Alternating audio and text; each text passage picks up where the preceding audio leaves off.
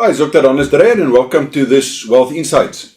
In this Wealth Insights, I want to share something that a friend sent on to me on Facebook, Andre de Vries. He says, if you're not willing to learn, no one can help you.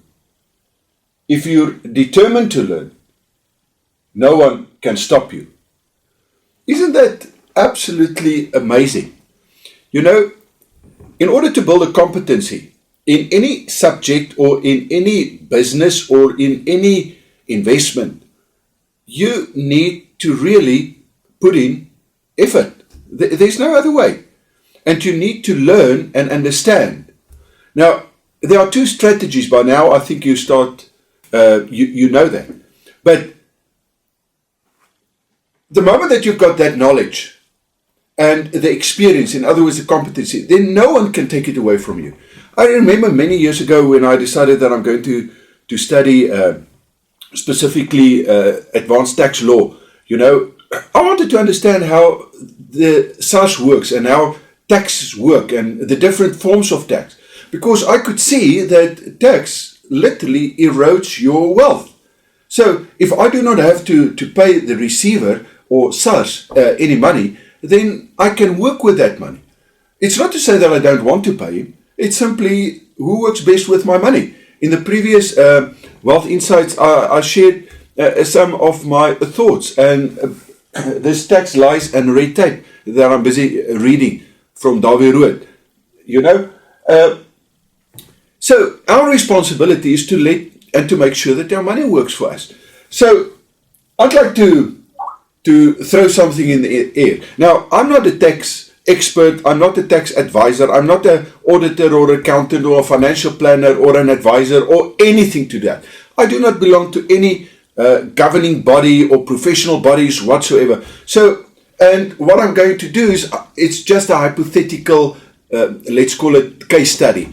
And I'm going to suck the figures basically out of my thumb and just enjoy it. But I want to show you what is possible by using one single strategy. And this is exactly what I'm busy doing now in order to get from the 16,000 to the 1 million within a year, 1.3 million. So the total cost were 34 Rand and 83 cents.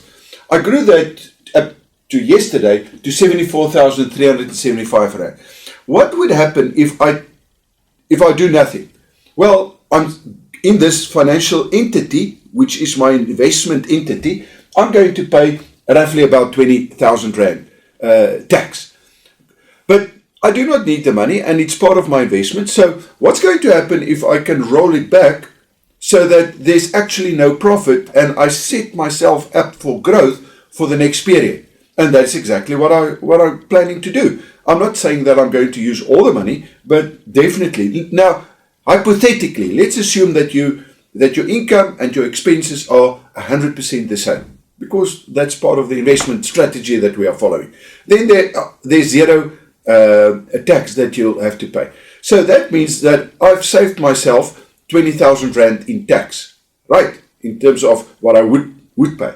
Now, I'm going to make another assumption. From now on, we just take the growth portion of the savings that I've done in terms of tax.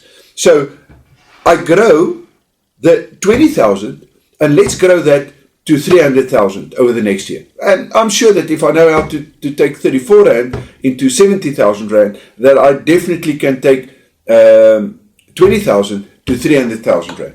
So at the end of the year, additional on top of the normal growth, I've got 300,000 Rand. I roll back 300,000 Rand again into this investment. So tax payable, again, zero. Right. But this time I've got 300,000 Rand that I can grow. I grow this from 300,000 Rand to 3 million. Right? I then pay my tax. So how much tax am I going to pay? At 30%. It's not 30%, but let's assume it's 30%. I'm going to pay 1 million.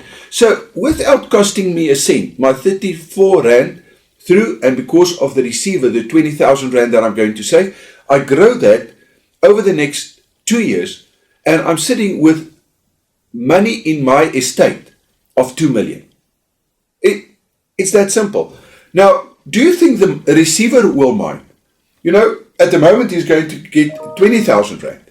If he waits 2 years, and hypothetically, if this is a scenario, and if this, and I know the heaven can also fall, but of course he is not going to mind, because then he's going to get 1 million. But the longer you can postpone this situation, the bigger your estate is going to be. And that is why it is so important to get the financial competency. You get your business competency, you get your trade competency, and you get financial competency. And this is part of that financial competency that you need to understand, and where the receiver comes in, how to work for your money and how to let your money work for you. Although you use the business as your vehicle, the way that you do the structuring, which by the way is a level 4 competency in terms of a business, that is where it's vital well, it's not vital, you don't have to understand anything, but you're going to lose out on a lot of growth. So I hope that this Wealth Insight helped you a little bit.